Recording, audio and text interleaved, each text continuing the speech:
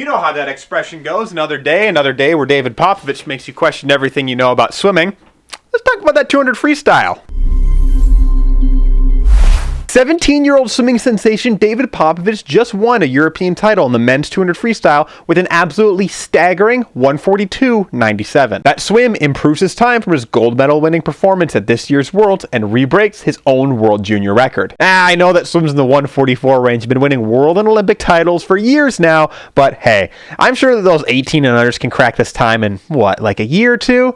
Yeah, this record isn't going anywhere anytime soon. Last time I said that I thought Popovici would surpass Phelps as the number 2 swimmer of all time. And oh boy, was I so close to being right on the money. 2 more 100s and I would have nailed it. That time does place Popovici as the 3rd fastest performer ever, as well as the fastest in a textile suit and the 3rd person ever under 1:43. But in order to understand the true importance of the swim, you do need to understand the history of its world record. In 2008, Michael Phelps became the first man ever under 1:43 as he won gold in Beijing with a 1:42.96 as a part of his historic 8 gold medals. 1 year later, in the same pool that Popovici just swam in, Paul Biederman came along and shattered Phelps' world record with a 1:42.00, which still stands as the world record today. Both Phelps and Biederman went these times in what had now been nicknamed super suits. These were suits that were able to cover the swimmer's entire bodies, as well as being made of incredibly buoyant materials that help the swimmers float and stay in an ideal position in the water. After the 2009 World Championships in Rome saw 43 world records broken in these suits, FINA banned the suits but allowed the records to stand. In the years after the supersuit ban,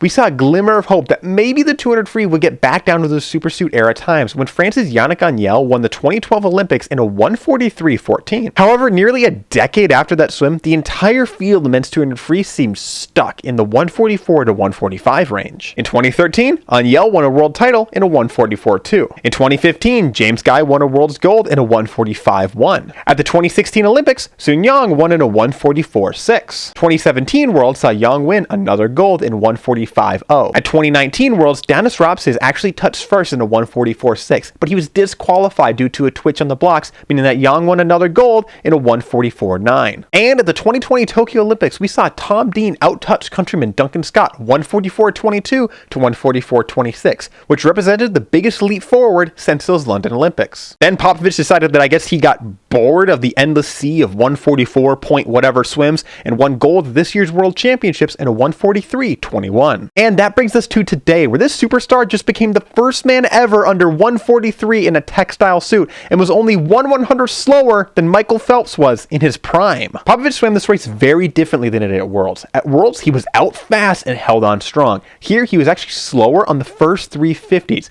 but he made up for it on the very last 50, where he closed almost a full second faster than he did in Budapest. After setting a world record in the 100 free the other day, and then going historic time in the 200 today, makes you wonder, what's his 400 going to be later on in the meet? I almost feel like it's difficult to overestimate Popovici at this point, but I do feel comfortable saying that the 400 free world record is probably out of his reach, at least right now. I want you to leave your 400 free time predictions down below. If you want to go nuts and predict a 3:39, by all means, go for it. But don't forget to subscribe if you want to stay up to date with all the latest swimming news.